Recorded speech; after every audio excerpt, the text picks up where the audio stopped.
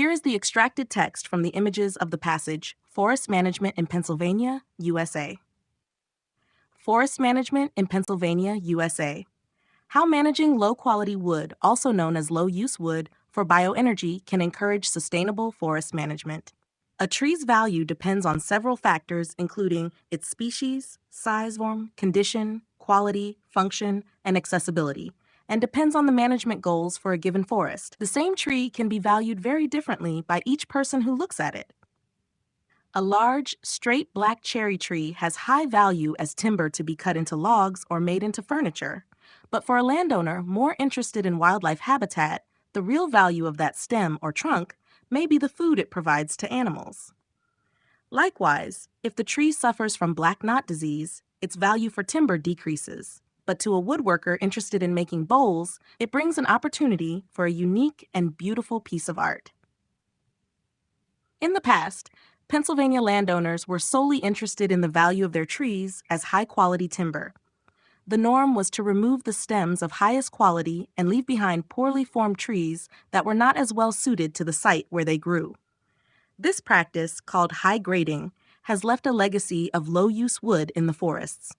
Some people even call these junk trees, and they are abundant in Pennsylvania. These trees have lower economic value for traditional timber markets, compete for growth with higher value trees, shade out desirable regeneration, and decrease the health of a stand, leaving it more vulnerable to poor weather and disease. Management that specifically targets low-use wood can help landowners manage these forest health issues, and wood energy markets help promote this. Wood energy markets can accept less expensive wood material of lower quality than would be suitable for traditional timber markets. Most wood used for energy in Pennsylvania is used to produce heat or electricity through combustion. Many schools and hospitals use wood boiler systems to heat and power their facilities. Many homes are primarily heated with wood, and some coal plants incorporate wood into their coal streams to produce electricity. Wood can also be gasified for electrical generation and can even be made into liquid fuels like ethanol and gasoline for lorries and cars. All these products are made primarily from low-use wood. Several tree and plant cutting approaches, which could greatly improve the long-term quality of a forest, focus strongly or solely on the use of wood for those markets. D. One such approach is called a timber stand improvement, TSI cut. In a TSI cut, really poor quality tree and plant material is cut down to allow more space, light, and other resources to the highest valued stems that remain.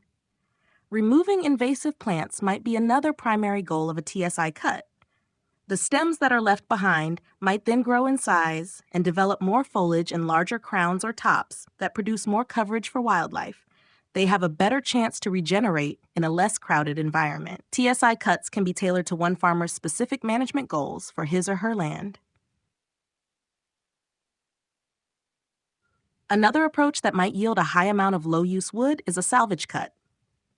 With the many pests and pathogens visiting forests, including hemlock woolly adelgid, Asian longhorn beetle, emerald ash borer, and gypsy moth, to name just a few, it is important to remember that those working in the forests can help ease these issues through cutting procedures. These types of cut reduce the number of sick trees and seek to manage the future spread of a pest problem. They leave vigorous trees that have stayed healthy enough to survive the outbreak. A shelter wood cut, which only takes place in a mature forest that has already been thinned several times, involves removing all the mature trees when other seedlings have become established. This then allows the forester to decide which tree species are regenerated. It leaves a young forest where all trees are at a similar point in their growth. It can also be used to develop a two-tier forest so that there are two harvests, and the money that comes in is spread out over a decade or more. Thinnings and dense and dead wood removal for fire prevention also center on the production of low-use wood. However, it is important to remember that some retention of what many would classify as low-use wood is very important. The tops of trees that have been cut down should be left on the site so that their nutrients cycle back into the soil. In addition, trees with many cavities are extremely important habitats for insect predators like woodpeckers, bats, and small mammals. They help control problem insects and increase the health and resilience of the forest. It is also important to remember that not all small trees are low use. For example, many species like hawthorn provide food for wildlife. Finally, rare species of trees in a forest should also stay behind as they add to its structural diversity.